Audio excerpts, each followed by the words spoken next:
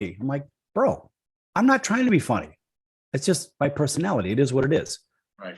And as we moved on, excuse me, he goes, one time he walked in there and he goes, walks in with the sunglasses. He goes, the talent is here. Oh no. Oh boy. The same guy. You can't tell me who this is? Not right now. Okay. And so, well, because we're streaming now, and Yeah.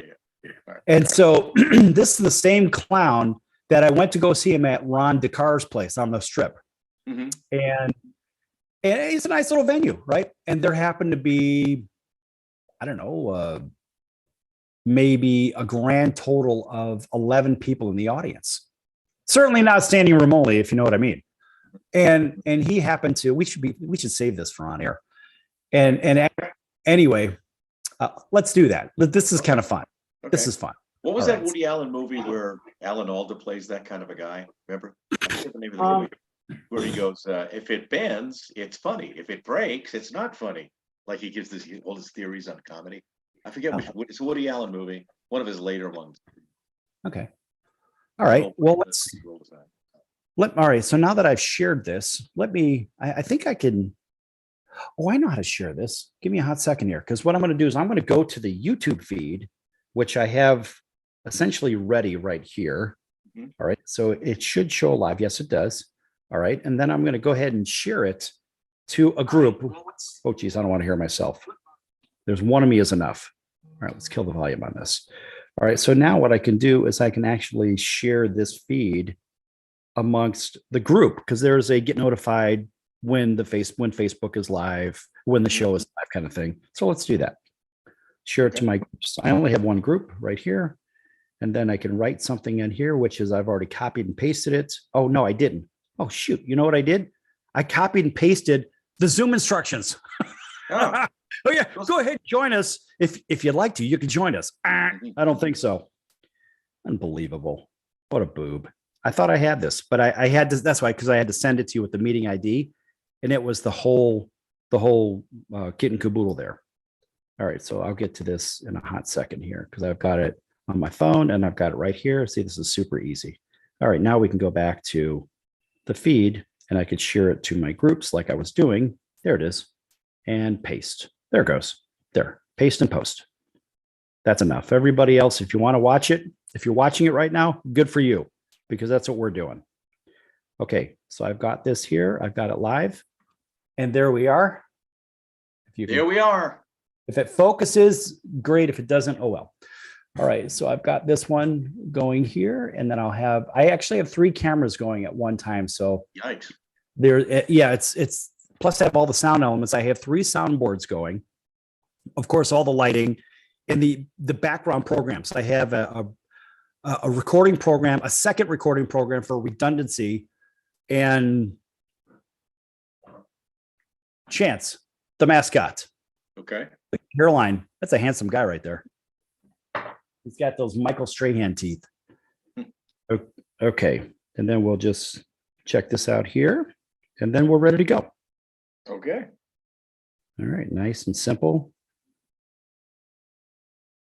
There we go. And then we'll go to the live feed. There's the live video.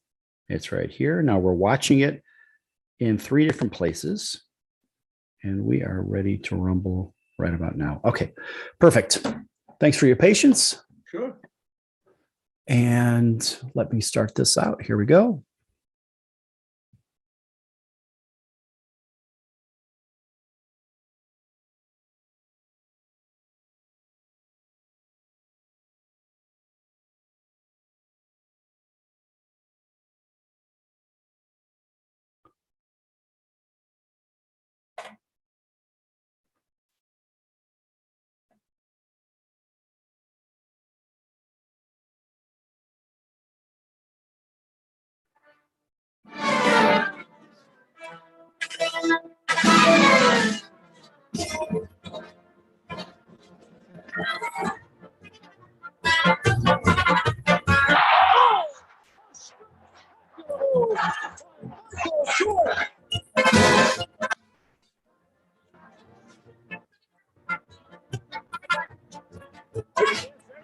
ball. Stretch, stretch, stretch. You can. Yeah. Welcome to the Sports Circus. I'm your ringmaster Sal, live from Las Vegas in the AMP TV studio, AAMP TV. Today's show is brought to you by UppercutChops.com. Check out their tasty selection of all natural, dry-aged USDA prime Angus and Wagyu steaks and chops. Wait till you try their best-in-class New York steaks, the filet mignons, and of course, the king of all, those massive cowboy cut and tomahawk cut ribeyes. Best I've ever had, probably be the best you ever had. Hell, try those burgers as well, too. Prime Angus and Wagyu burgers, half-pound monsters. Imagine eating two of those at once. I'm a pig. That's what I do. Find out what's for dinner at uppercutchops.com. That's uppercutchops.com. Or give them a call. Find out what's for dinner at 702-799-9935. 702-799-9935 for uppercutchops.com. Yes. An astounding round of applause for them and everybody else tuning in on our CBS, NBC, and Fox Sports affiliates and independents from coast to coast. Also, Cox, Comcast, Spectrum, Frontier, Time Warner, and WOW Cable Television and Hotel TV in over 600,000 rooms from coast to coast. We have a very special guest. Let's let him introduce himself. Uh-oh. Do I have to know who I am? Yeah, I think so. Well, I'll give name, a rank, and serial number. That's what I'll do. Dennis Blair is my name. And I'm a comedian and a musician and a songwriter and all sorts of fun stuff like that. Unless you don't like it, then it's not fun. But other than that, that's me. Unless you don't like it. I'm not really sure about that. Hey, Dennis, welcome into the show. Thank you. And I see, hey, listen, right behind you, of course, I see a really cool instrument. Look, I've got a little bit of that right over here myself. Everybody on TV can see that. Yeah. I don't. We have a theme. I don't play very well. So, all right, give everybody the 30-second rundown. So summarize your life in 30 seconds and we can call it a day. I was born. I think after that, a whole bunch of stuff happened. And then who knows what's going to happen pretty soon. I have no idea. Well, that's not 30 seconds yet. My life as an entertainer, you mean? Started as a songwriter and a singer and got bored doing that and started doing song parodies. And from that, I went to Dangerfield's. Rodney discovered me. Rodney Dangerfield discovered me. I started doing shows with him. Suddenly, I was a comedian. And then I've worked with Rodney Dangerfield, Joan Rivers, George Carlin for 18 years. And now I am, all those people are dead. And it wasn't me. So other than that, I just keep doing comedy and songwriting and put out albums and try to keep busy. Keep going. Am I done? So you're, oh no, I'm trying to get you to keep going. So I'm like, all right, keep going and keep going. That's okay. Cause I had to send a message. See folks, this is live. I see. Mix. We've got a lot of chaos going here. If one thing goes wrong, it's like a house of cards. Everything comes down at one time. Oh, okay. That's good to know. So I'll just be ready with the backup stories. Yes, please. So if you see me do this, that means keep going. Right. But nonetheless, so a great story from music and comedy alone. I like the fact that you're the guy that will pick the guitar up and you'll sing something that's already comedic, but you'll make it. It's like showing up to the fire with a gallon of gas, right? And here comes this, throwing a gallon of gas on the fire and making it something you could dance to.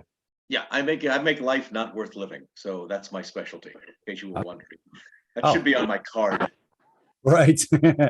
Okay, so from the musicals, how did you decide to just pick up a guitar and start playing? Because you already had the musical skills, right? Maybe you're just a comedic person on top of it. Maybe I'm going to make some comedy out of this song or this situation. Let's put some notes to it.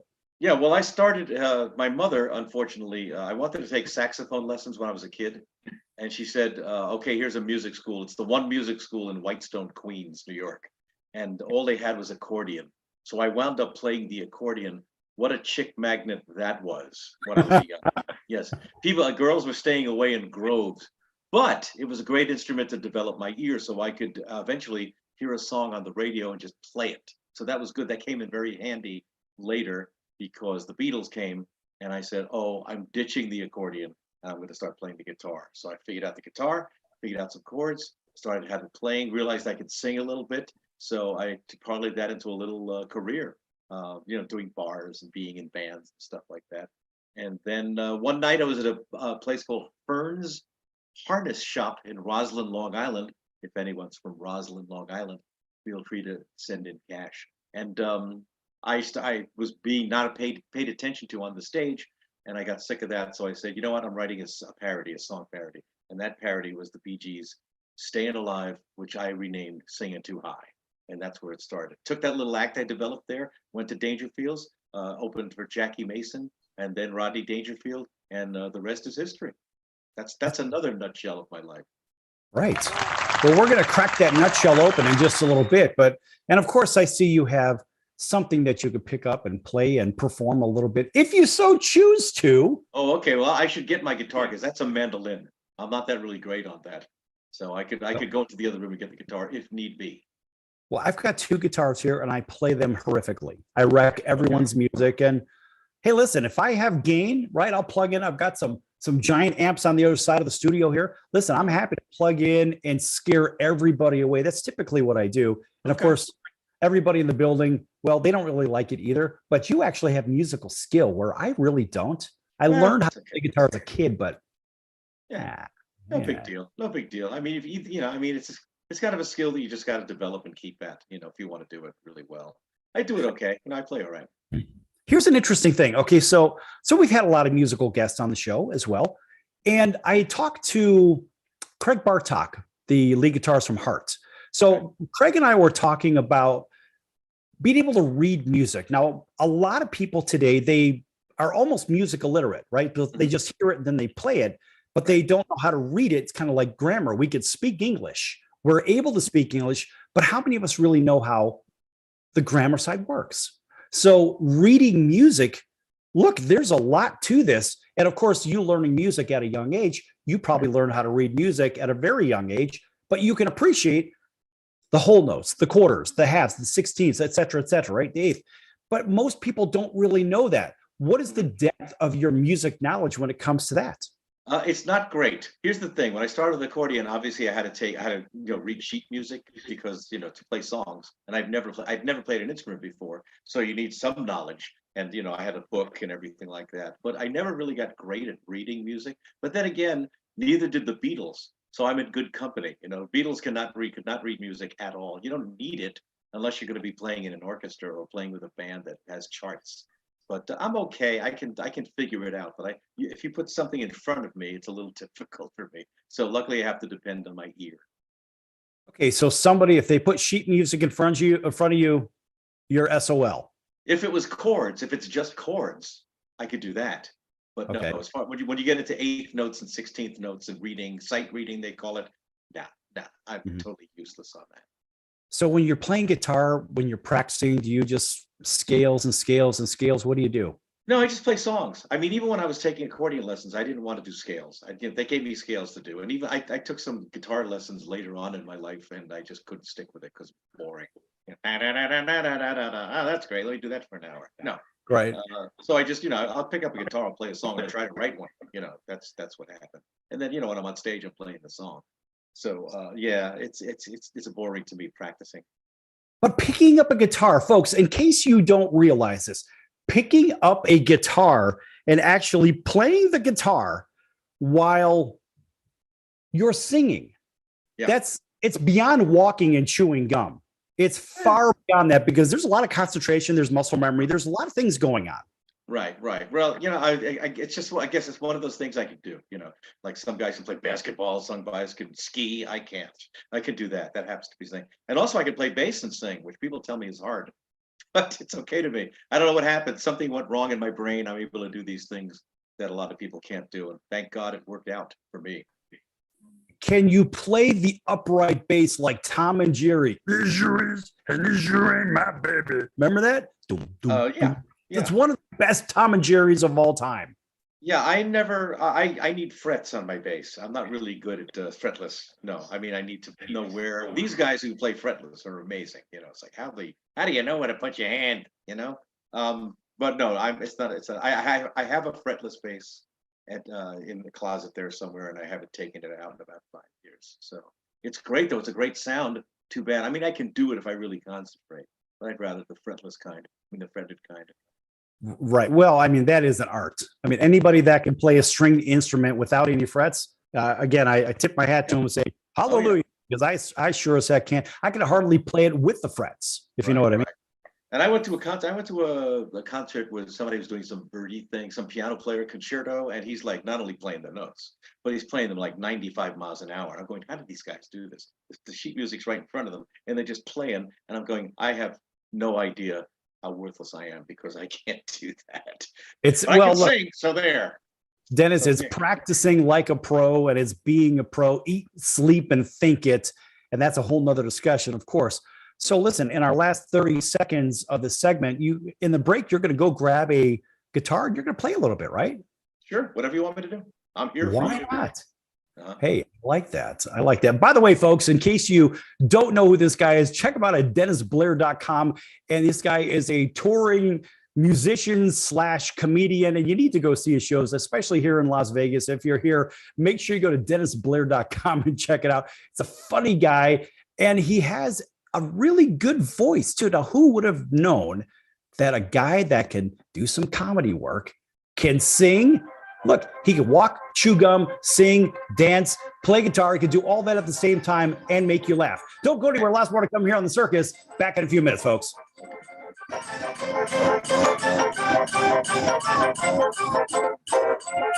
got the guitar?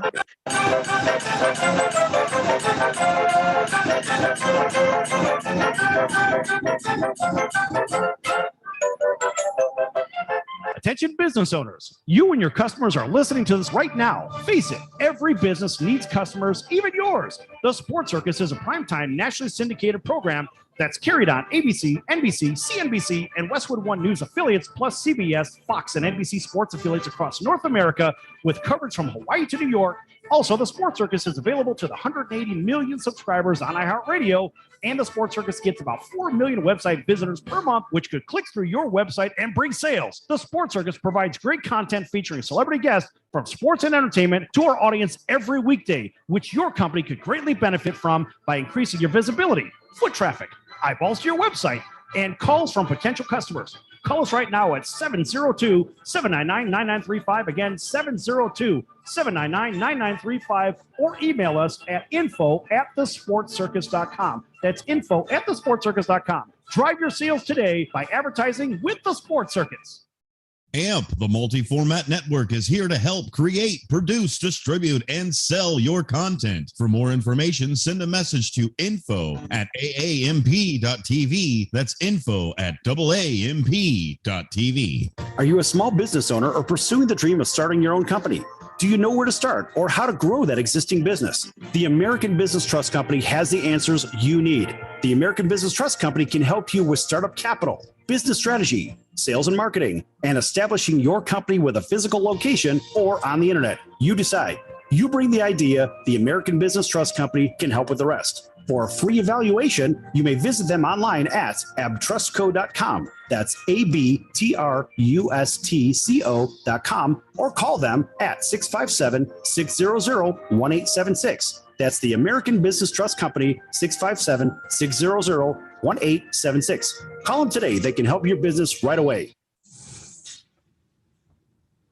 That's the sound of sizzling, dry-aged USDA prime Wagyu and Angus steaks from UppercutChops.com. Their best-in-class filet mignons, New York steaks, and the king of all steaks, the tomahawk and cowboy cut ribeyes are the best in the business. Even their prime Wagyu burgers will likely be the best you've ever had. Browse the full selection of steaks and chops at UppercutChops.com from the comfort of your home or on your mobile device. UppercutChops.com delivers all natural, dry-aged USDA prime Wagyu and Angus steaks and chops directly to your door, without the hassle of going to the grocery store and fight crowds to pick from a small selection of average and best meats with injected steroids, fillers, and coloring added to look good. Find out what's for dinner at UppercutChops.com or call 702-799-9935. That's 702-799-9935, 702-799-9935, or make your selection directly at UppercutChops.com. You're listening to the Sports Circus, and I'm Mike Golick.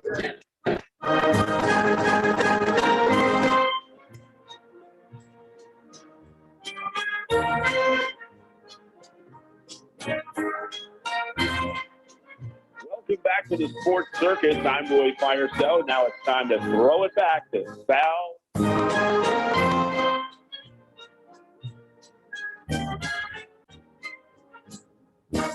Welcome back to the Sports Circus. I'm your ringmaster, Sal, live from Las Vegas in the AMP TV studio. That stands for All Ages Media Programming Television, in case you're keeping score.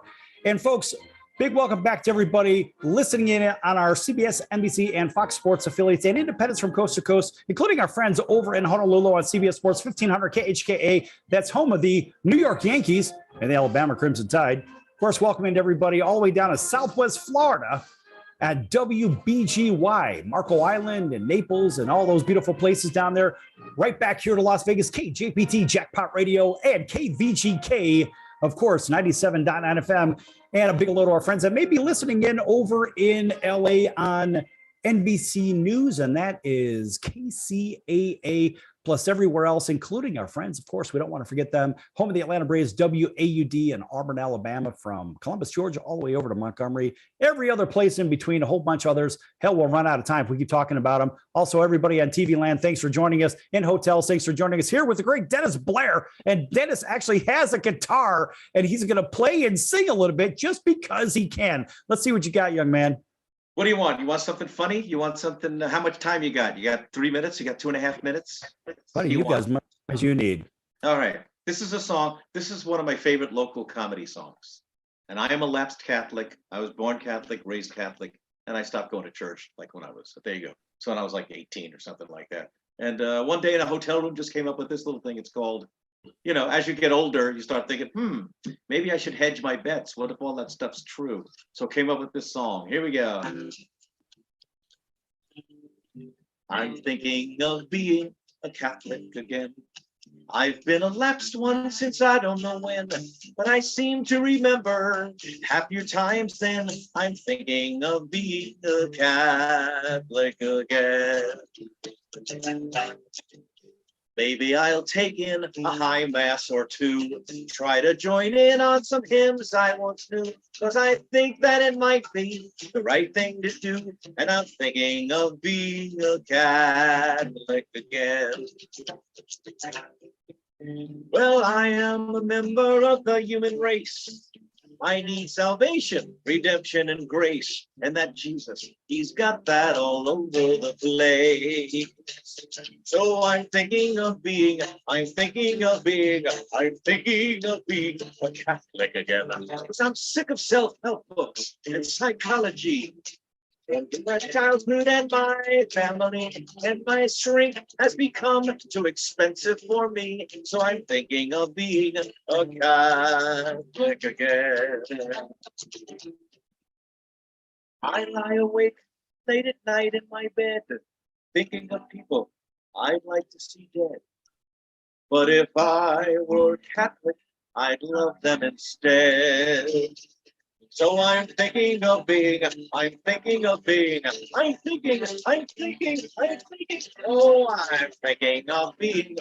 Catholic again. I've been a lapsed one since I don't know when. I still have my card, I just need to sign in. So I'm thinking of being a Catholic again. Ave Maria, pass the sangria. Cause I'm gonna be a Catholic again. That's it. That's the song. Are we off the air? Yes, don't worry. We're still on the air. Okay. Get booted off the air. So the good news is we get to all creative control for this program. That's good stuff. And again, folks, if you've ever tried to play a guitar and maybe sing or even talk to somebody, just go that far or look away. It's not the easiest thing to do. But imagine trying to sing and play. For all our musical friends, you know exactly what we're talking about. It's not easy. I have to say that me personally, I can't even look away. I have to watch what I'm doing up and down that fretboard. And I'm left-handed, mind you. I don't play left-handed. I play right-handed. And so I have to watch what I'm doing. And I don't even, when I'm holding my guitar, I don't hold it, or I'm not on top of the strings, if you know what I mean, right? Okay. And my fingers are laying across the strings like what you're not supposed to do. Right? There are certain things, of course, right? Yeah. But then again, I could do this, but you can do a radio show, and I can't do that. So we're even. Well, I mean, if I were to do a radio show, they'd be, maybe going, what? This guy should just stick to guitar. So there you go. Listen, the good news is we're on radio and TV in different markets, and everybody you playing, and I like that. And they can see my giant cranium here, but really this one's about you. So here's what we'll do: is we'll go ahead and shift the camera. Now, if you speak, the camera focuses on you instead of me. Oh man, this is way too much pressure. I'm sorry. I have a headache. I'm gonna have to go lie down for about 10 minutes. You can carry on without me, right? I've done a couple of these. I don't know. I got lucky, I suppose. Okay, good. So out of all the dates in the calendar, how many are you on stage performing, whether it's comedian work or you're a local act as well? You're in a local band as well, aren't you?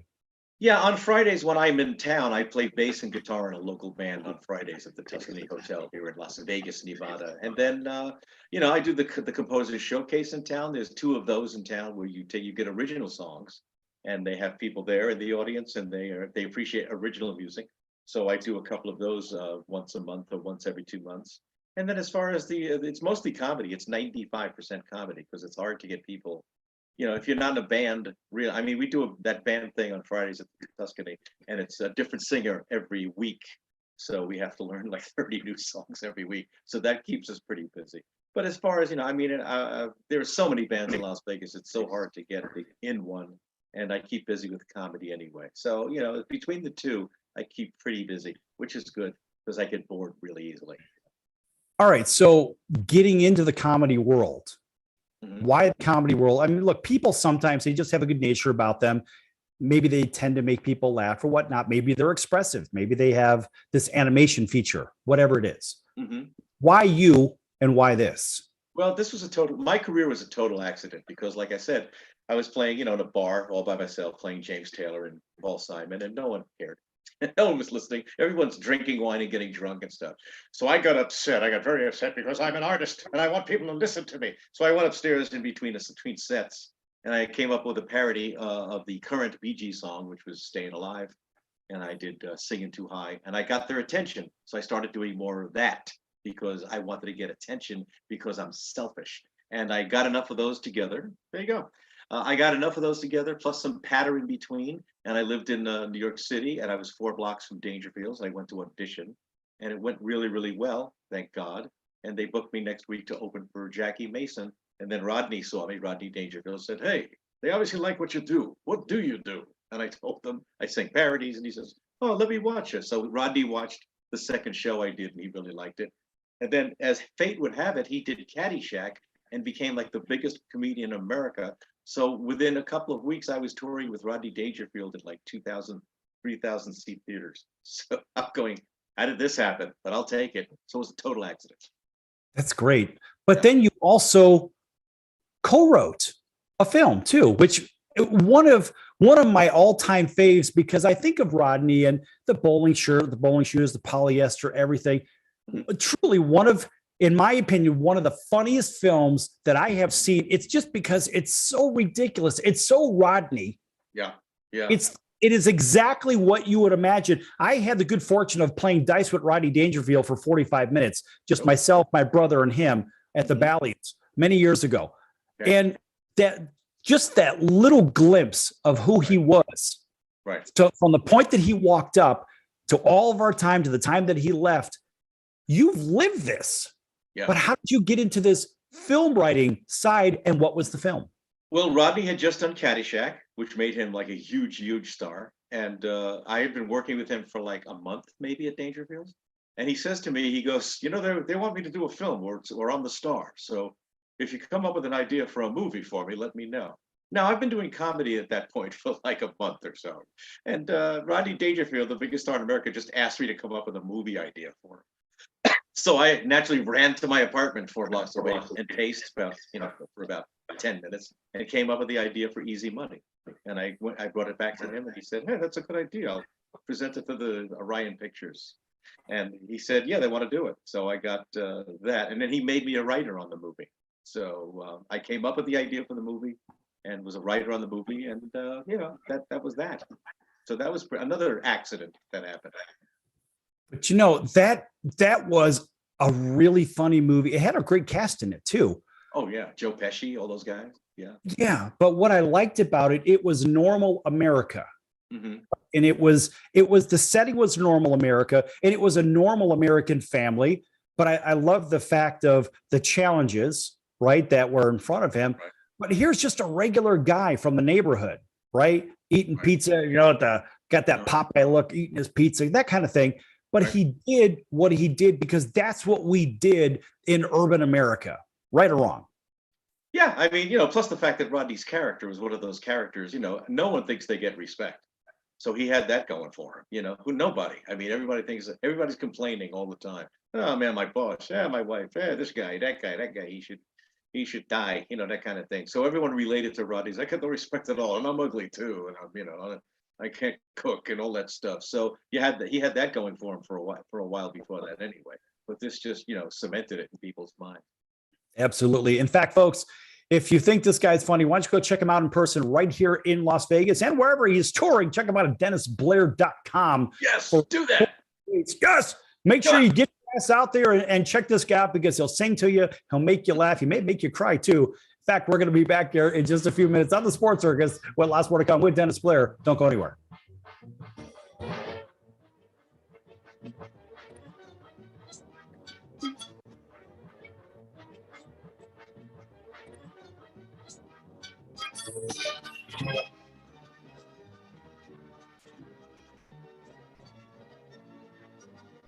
Attention business owners, you and your customers are listening to. All right, we've got 3 minutes. Okay. Oh, we That's got good time. stuff. And we're still streaming. So, hey, everybody, listen. You get the behind the scenes, whatever the hell that's supposed to mean. Ooh, I don't know. Exciting. Ooh, Exciting hey, stuff. that's like being in the green room. It All right, so really you go is. for, right, Dennis, you're in the green room. Big deal. All right, so people are eating and they're drinking in this room, waiting for something or somebody. What is the big deal with the green room? Well, you mean just on comedy club green rooms? Is that what you're talking about generally? Whether it's there or whether it's a concert venue or something. I mean, like I'm wearing a green shirt. So what's the Yeah. big deal? No, it's not. I mean, actually, some of the funniest stuff goes on in the green rooms because everybody has their acts and they go on stage and they do their prepared stuff, and Right. and that's great. But but then you get the right combination of comics back there. It's hilarious. By the way, I started to tell you about something. I won't tell you the name, of course, but we're talking about Ron DeCar's place here in Las Vegas, a nice little venue. Mhm. And so this character, he he said in our first show, we'll kind of recap a little bit. Our first show together, it's our very first everything. I was a third wheel on ESPN on a different show. It was fun. We had a lot of fun with it. And so we started our TV version. And he walks in, he goes, "Oh, don't try to be funny." Oh, no. I'm the You get that a lot, don't you?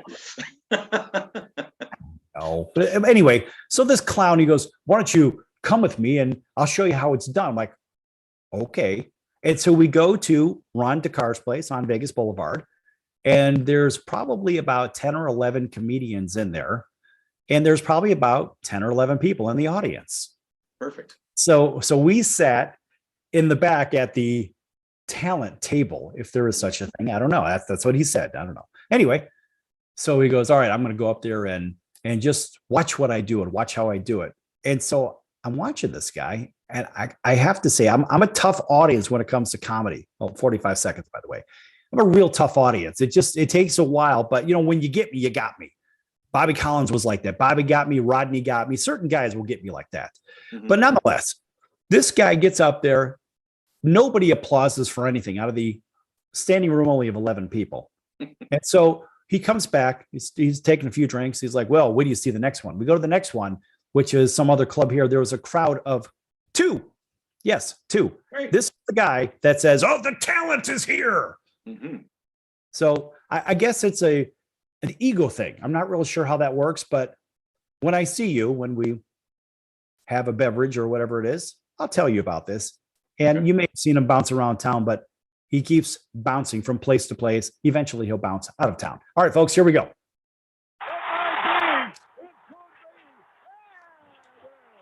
Hey, everybody. This is Barry Katz from the Industry Standard Podcast, and you're listening to the Sports Circus with Sal Tuzzolino.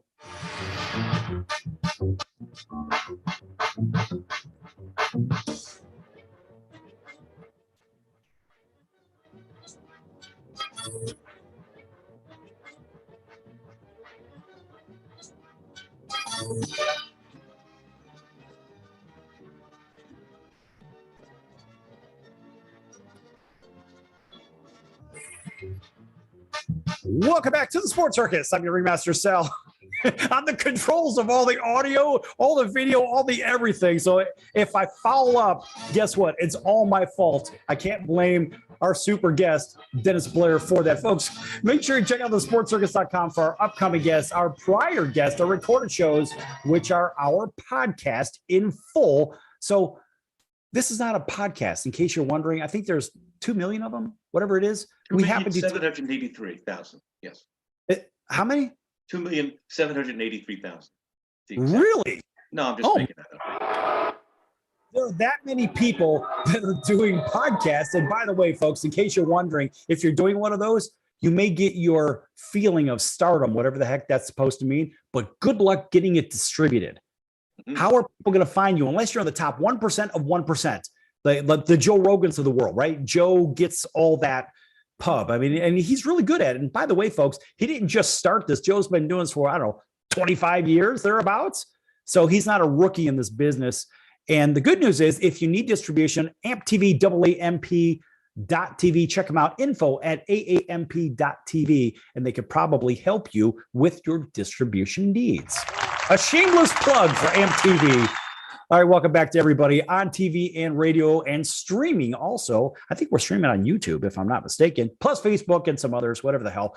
So we're here with a superstar comedian, a very good musician. And by the way, this guy writes films too. So we left off talking about Easy Money and Guys from the Neighborhood. So that's a film that you co-wrote, right? Yes. And so who else wrote that film with you? Well, Rodney was one of the writers, of course, and me, and a guy named PJ O'Rourke, and a guy named Michael Endler. The four of us sat around Rodney's table for about 2 years from start to finish. And, we wrote the movie, and then we started filming the movie. And then if they needed rewrites, we were on the set. So the whole thing took about 2 years, I'm thinking, And Joe Pesci was in it, and, just Jennifer Jason Leigh, all these great people.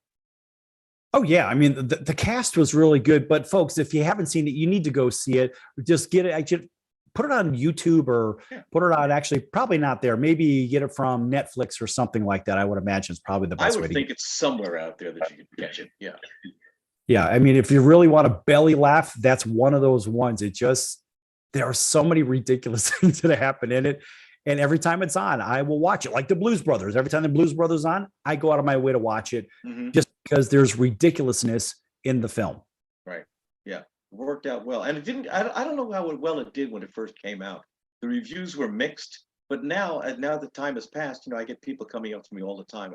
You wrote that movie, Easy Money. That's my favorite movie when I was a kid. So I'm like, great, terrific. But, sometimes that happens. A movie starts slow, and 20 years later and 30 years later, it's like top of the heap. So let's hope those residuals keep rolling in. Right. Are you still writing films? Are you involved in that? No, I'm really concentrating now on doing my little comedy act around the country and in Vegas a lot, and writing songs that I put out on albums every 2 years or so. That's more fun. I no, the film days are over for me, kind of, unless somebody comes up to me and say, hey, I got an idea for a movie and I got money. Yeah, you want to do that? You got money? How much money? I'll do it. So that's about it. But no, not lately.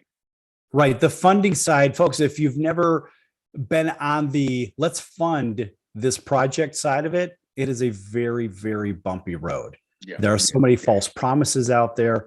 And people say, I want to go to Hollywood. I want to be a big star. Really? Good luck with that. You may be waiting tables. You may be doing something other than what you believe you should be doing. But chances are, unless you're in the right place at the right time with the right everything, you'll be doing that other gig for a very, very long time. That is true. But, you got to keep plugging. If you really want to do it, just keep plugging away. Something will happen if you're good, so I got really lucky. So, can't complain.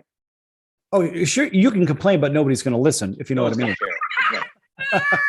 I mean, no one really listens. And by the way, that laugh sound, that's one of my favorites. And that's from Dudley Moore from Arthur. Ah, yes. Another classic film. Just one of those. If it doesn't make you laugh, you know what? Just turn the TV off. Go leave the movie theater, whatever it is, because technically, in my opinion, you have no sense of humor if you can't laugh at stupidity like Arthur Bach from the movie Arthur. Right. One of those. Okay, so back here in Vegas, now you're found typically on the comedy stage at the Rio, or maybe the Westgate. Are those the two primary houses you're playing?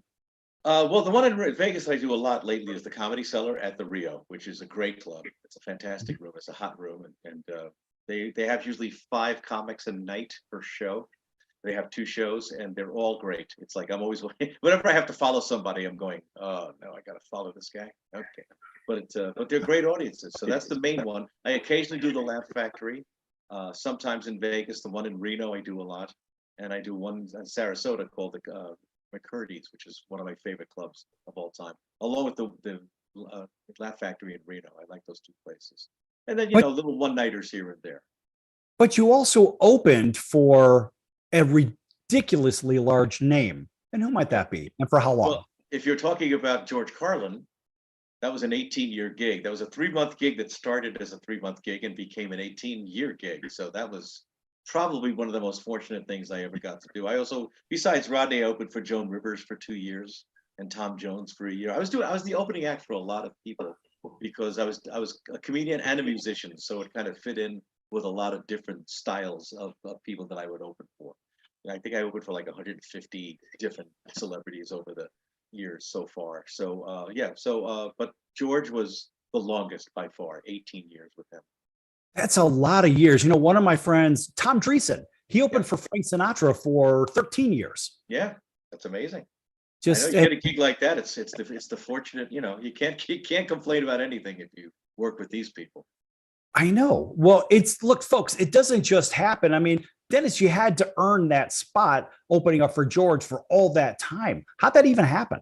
Well, I had a really good agent. From Rodney, I got a really good agent, and he would call me every once in a while and say, "Hey, you want to open for the Beach Boys this weekend?" And I go, "Sure," and I go open for the Beach Boys. And you want to open for Gloria Estefan this week? Sure. How about Shirley Bassey? You want to open for her? Yeah. How about Alan King? So I just kept opening for people. I really liked that role in my career, being the opener, because you don't have to worry about ticket sales. You just show up, you do your 25 or 30 minutes for this incredible and talented headliner, and then you just go back to your hotel. So that's how. And one day the agent called me and said, "Hey, you want to open for George Carlin for 3 months?"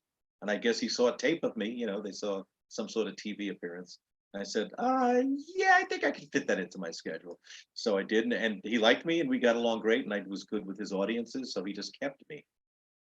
Yeah, George was one of those comedians that, again, I was sort of a tough audience, but George can get just about anybody. It doesn't matter. "Oh, I'm not going to laugh today." You're going to laugh because he was so animated and just a silly guy, but with a big brain. Right. It was a really unusual mix. And I had a very fortunate thing happen for myself. This was probably 1997 thereabouts. And I was staying at my friend's place over in Hollywood, right off of Sunset. You know where the Laugh Factory is? Sunset and what's the intersection there? Laurel Canyon.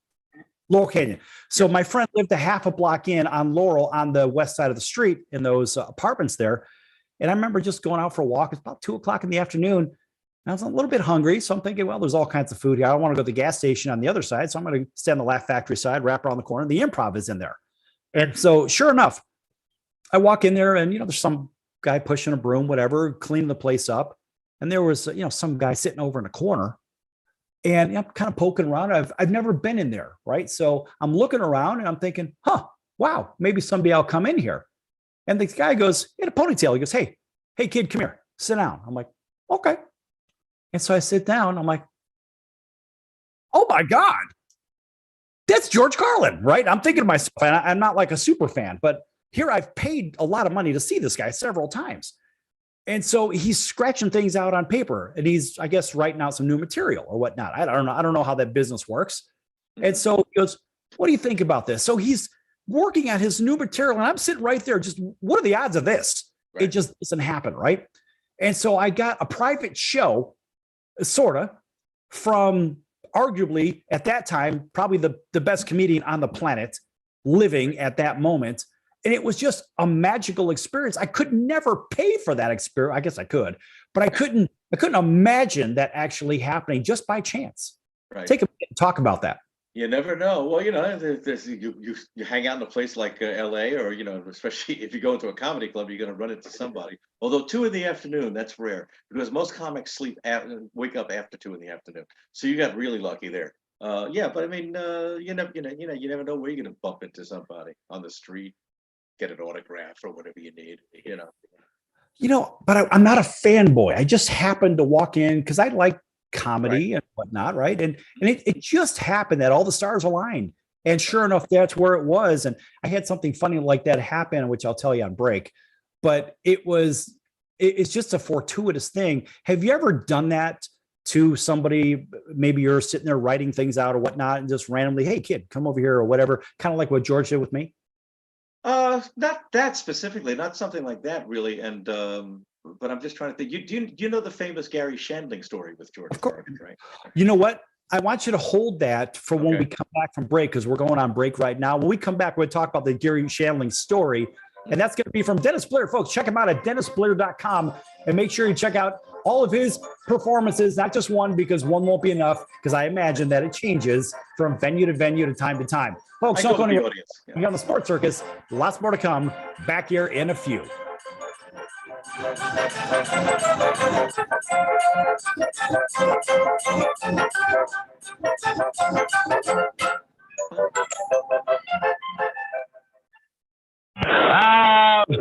be fun at the old ballpark, friends. Hi, pop fly. That would be a home run in a phone booth. I don't know what the big deal about Cracker Jack is. Did you ever go buy a pack of Cracker Jack thinking you're going to get a prize and find no prize in the box? Here's a pitch. That might not sound important to some people, but when you're a little kid, especially from humble origin, and they cheat you out of a prize, there's a bouncing ball. Second baseman has a Barbary over the first. It's hard to think in laudatory terms of the product. I think if there was an occasional box of Cracker Jacks that found no prizes for the little Harry Carey many years ago. You got that right. And boy, when a box of Cracker Jack to me meant a lot of money. Here's a pitch, bounce foul. That's the most asinine marketing I've ever heard of. 1 ball, 1 strike. These guys say, well, you sing about Cracker Jack. I said that I only sing it because it's in the song. Here's a pitch foul back. And I wouldn't be a bit surprised, even to this day, some youngsters who buy a box of Cracker Jack don't find a prize in the box. 1 ball, 2 strikes, 2 out. Well, if you're going to talk about a congressman being crooked, here's a pitch foul on a play. Why not talk about commercial products who don't do what they represent to do? That's a funny piece. I love that. Can't beat that. That's actually Harry Carey, though, right? That's Harry. That's not John Campanera who does the. Oh, no, that's Harry. That's Harry and Steve Stone. Hilarious. Yeah, the game. Yeah, the game. Who cares about the game? Let's talk about Cracker Jack. Come on. Who cares? Game. It's the World Series. Who cares? Doesn't matter. No one's watching anyway. Right. Anyway, so I went to a wedding one time, and it was a midweek wedding. I got to go through this quick. And it was entertainment people, whatever, here in town. And I'm in the bathroom. I have like going to clean myself up. And some people walked in, they started singing. I'm like, what the hell's going on? I'm like, hey, I know this song. Right. So they finished that one. They sing another song. I'm like, wow, I know this one too. I'm like, get the hell out of here. And I walk out. Yeah, I wash my hands, whatever. I look over and they said, hey, you want to hear another one? I'm like, no. It looked funny if 3 guys walk out of the bathroom with a smile on their face. Well, it happened that the guy came over and said hello at the table, whatever, I was at one of those tables, and it was Sean Stockman from Boyz II Men. So they were singing their music, and nobody else got serenaded at the wedding ceremony except me in the toilet. Lucky man. This crowd is wild. What are the odds? Hey, this is Tommy John, and you're listening to the Sports Circus.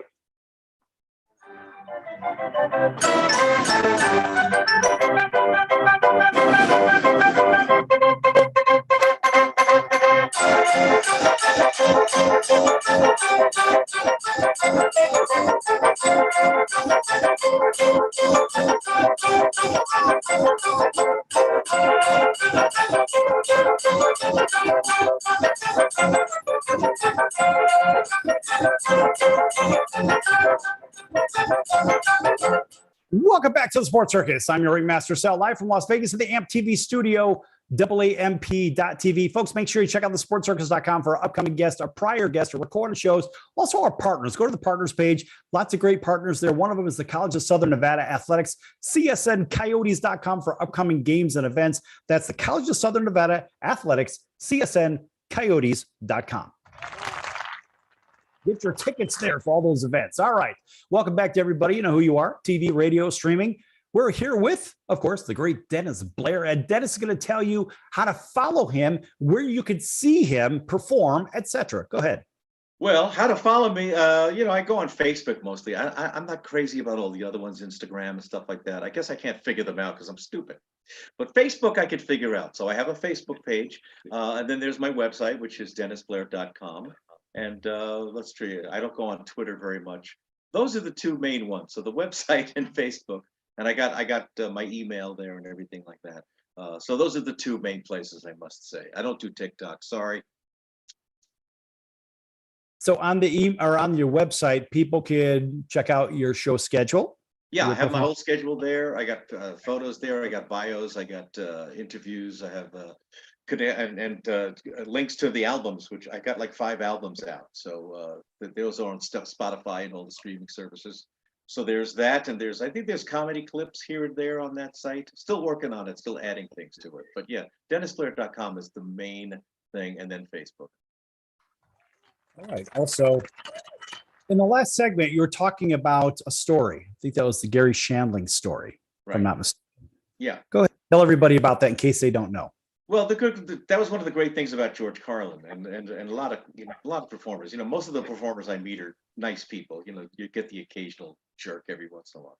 But Gary Shandling was an up and coming comic, and he left an envelope for George saying, "I know you don't know who I am, but I have some jokes here, and I was wondering if you ever get a chance, maybe you could critique them or help me." But he didn't expect a reply anyway, but at all. But he got a correspondence. I think it was a letter from George saying, "Hey, I'm sorry to get to meet you, but come backstage tomorrow wherever he was, and I'll say hi to you." And Gary went backstage, and George said, "Yeah, you got a lot of good stuff here." And I went over all of it, and I marked stuff that I thought was really good, and I marked stuff that I thought needed work. And you definitely should do this. So it's because George gave him that encouragement that he just stuck with it and became a really great comic. So that's the kind of stuff that happens all the time. And it really, you really have to remember, these guys can either make or break a person's spirit. So that was a great indication of what a great guy George was all around, besides being hilarious. So.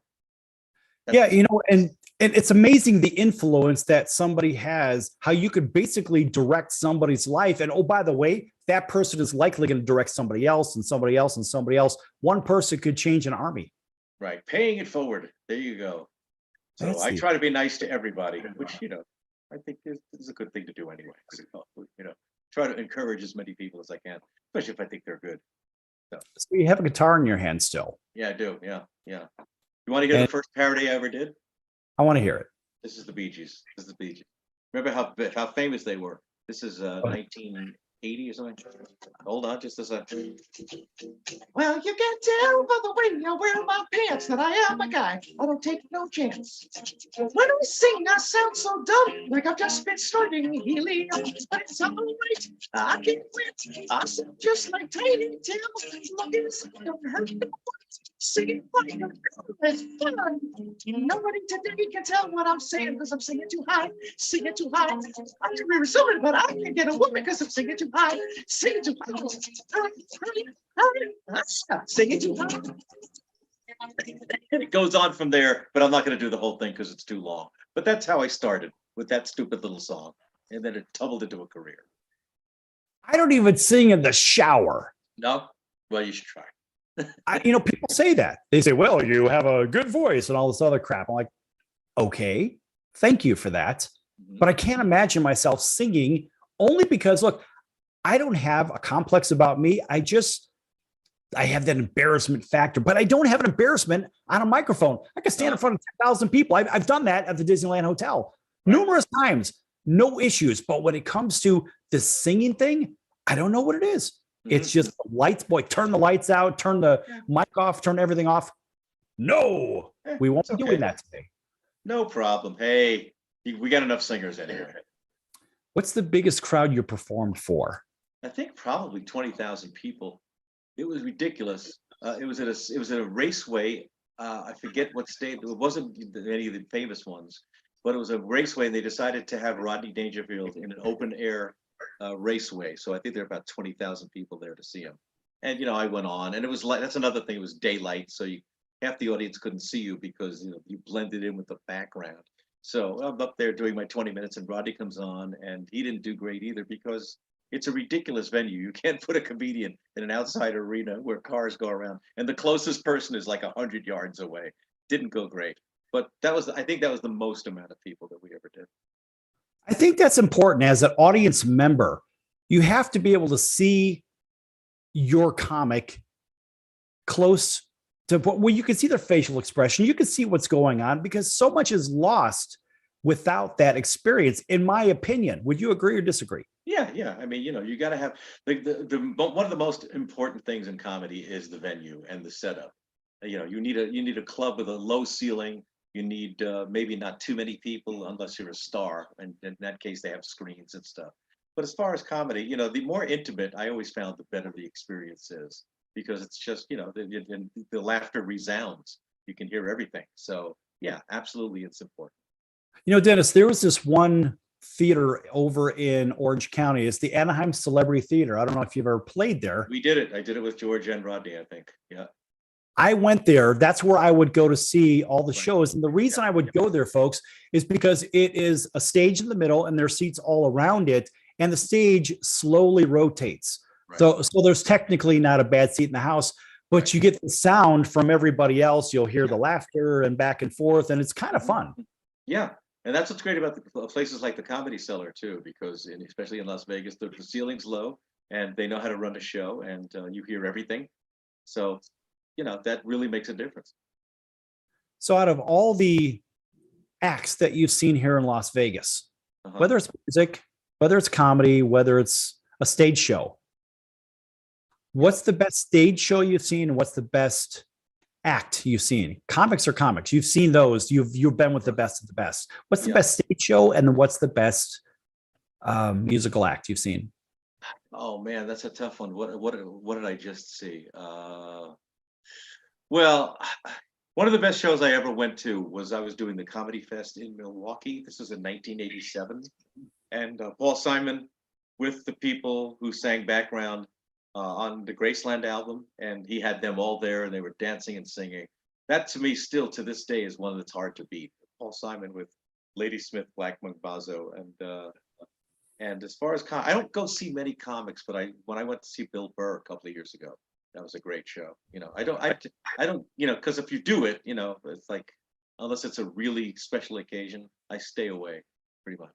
But I'm talking about the big stage shows, the big productions, like the musical group singing, or it could be like a Cirque du Soleil show. What's your favorite Cirque show? Have you seen any of the Cirque shows here in town? The best show I ever saw from Cirque was that's still it can't be beat. I mean, I saw that, I don't know, 25 years ago or something like that. I wasn't even living in Vegas then, and that still sticks out. I mean, how they did that, the water, people diving into a pool that disappears, that was amazing.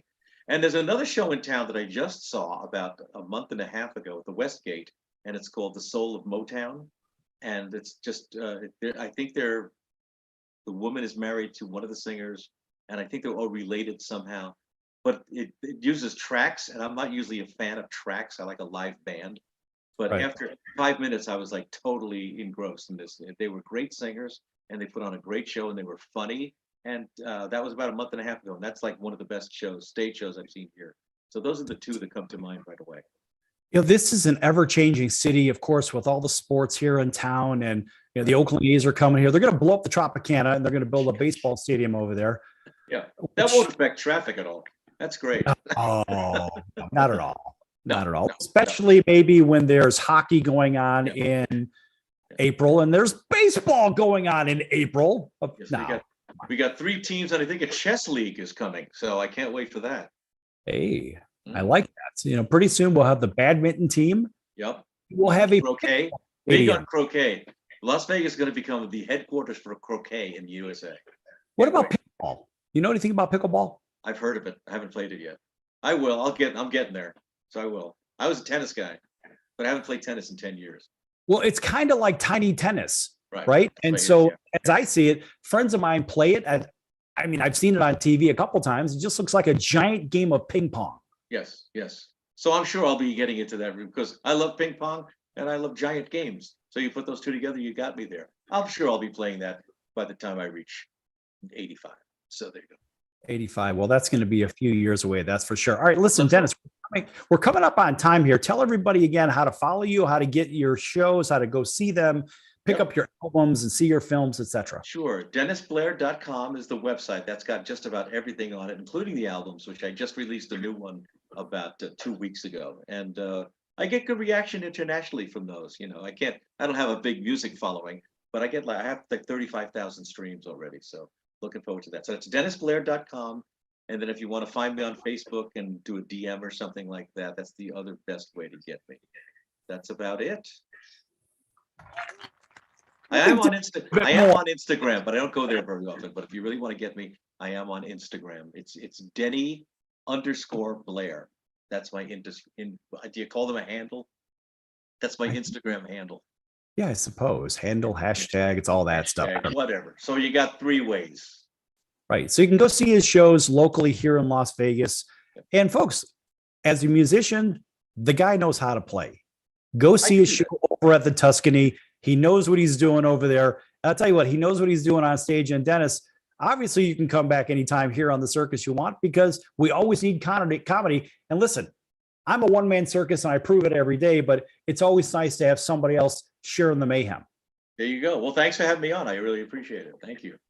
Yeah, that's good stuff. An astounding round of applause. He's going to give him the super applause. All right, maybe we'll give another one just because we can. Yeah. How do you get those people in that little can? That's good stuff. All right, Dennis, thanks for joining us. And everybody else, thanks for joining us here on the Sports Circus. So we're going to see you, I don't know, in about 23 hours right here on your favorite station. So make sure you check out Dennis's site and also thesportscircus.com for all of our other guests and et cetera, et cetera. Listen to all those recorded shows. In case you missed this one, make sure you go back to that recorded shows page and you can play this one in its entirety. So for Dennis Blair, I'm your ringmaster Sal. We'll see you next time right here on your favorite station. So long, everyone.